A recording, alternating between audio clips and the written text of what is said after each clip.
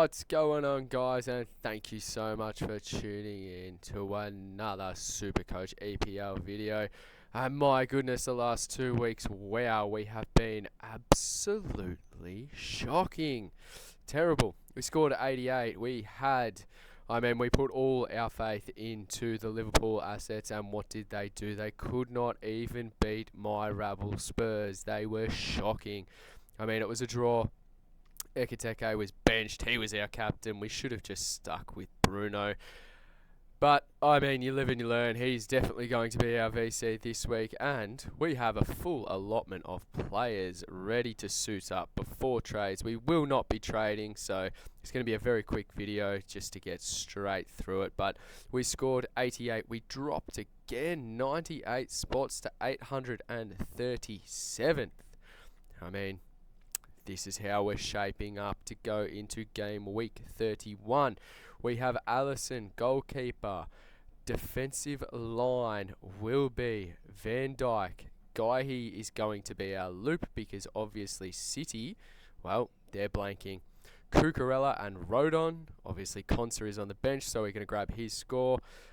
We are going to VC Bruno, that's a given. We have Atara, Palmer and Fernandez, who got absolutely embarrassed by PSG this morning. So, yeah, I think they're Monty's to start. Probably Cucurella also, because they got hooked relatively early. The tie was over within half an hour, really, before half time.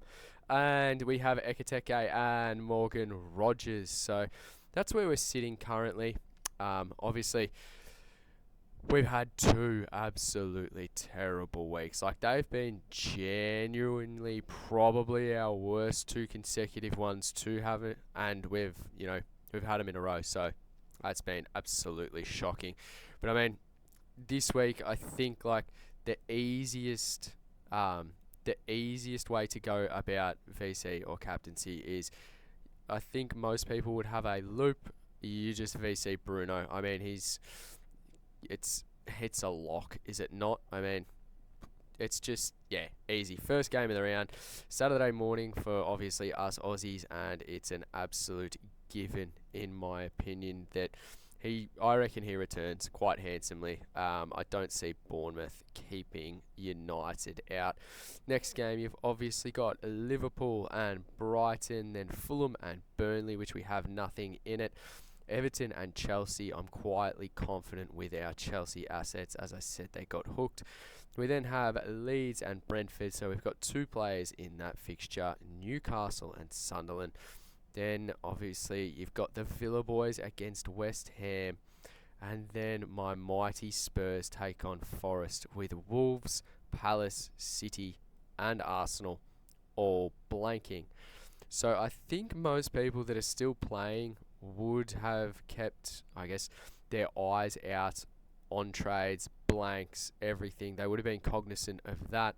And, you can see I haven't done that great with trades. Obviously, we've got 6 left, 2 boosts, which obviously that's when we will be using them. But we've got 5.4 million in the bank. So I think most people that are still engaged at this point in time would have trades left, have a fieldable team. I still think it's okay to go in with even 9, really, 10. And there's going to be cash in the bank. So I don't think these blanks are going to cause as much, havoc as what first was initially suggested. When you hear the word blank, you kind of start planning with a little bit more of an eye towards them, and you're a bit more cognizant in the weeks leading up and almost focus on them a little bit. I think that's something that I'll definitely take into next year. We shipped off all our Arsenal assets. To be fair, at the time they weren't performing, but in saying that, I think we were fixated on the blank, and that kind of added to trading them out a little bit earlier than probably what we should have. But we live and we learn, don't we? As I said, we've got full allotment 11 this week. If we go back to the homepage, we did score 88. A lot worse than what we initially had. That's yeah, that's 110 plus with Bruno captain instead of Ekiteke C. So it's, I mean, just we went out on a limb, and I thought that Liverpool would absolutely destroy Spurs, and they clearly didn't. So we got that one absolutely wrong, which was annoying. But in saying that, I mean, you do get them wrong, and I've gotten them, I guess, probably wrong more times than I've gotten them right, clearly, looking at my rank. But I think it's salvageable. We did prepare for the blanks. We have prepared for the doubles that are upcoming. So hopefully we can a slow little build towards, I don't know, say top 500. And then if things fall our way, we'll keep building on upwards. But we did score 88. We did fall basically 100 spots to 837th. And when we look at the team, I mean, we've got the full allotment of 11.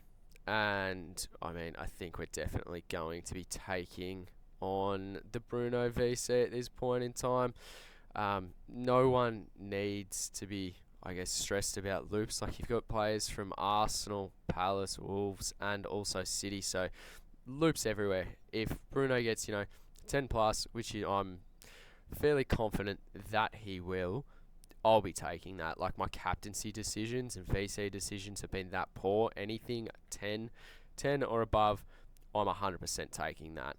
But I hope you've enjoyed a quick little run through. Obviously, Supercoach AFL has started, so a little bit more focus has been there. Some videos are coming out on this channel regarding AFL Supercoach, but we're still going to be running it back, of course, with the Supercoach EPL, because, I mean, we're not going to start something and not finish it. Simple as that. Guys, if you have enjoyed the Game Week 30 review and Game Week 31 preview, you know what to do. Make sure you leave a like, make sure you leave a comment, and if you're not subscribed already, I mean, we've got UCL Fantasy Game Day Squad, we've got Supercoach EPL, we've got Supercoach AFL. About time you leave a sub. Simple as that. Make sure you have an awesome day, and thank you for tuning in.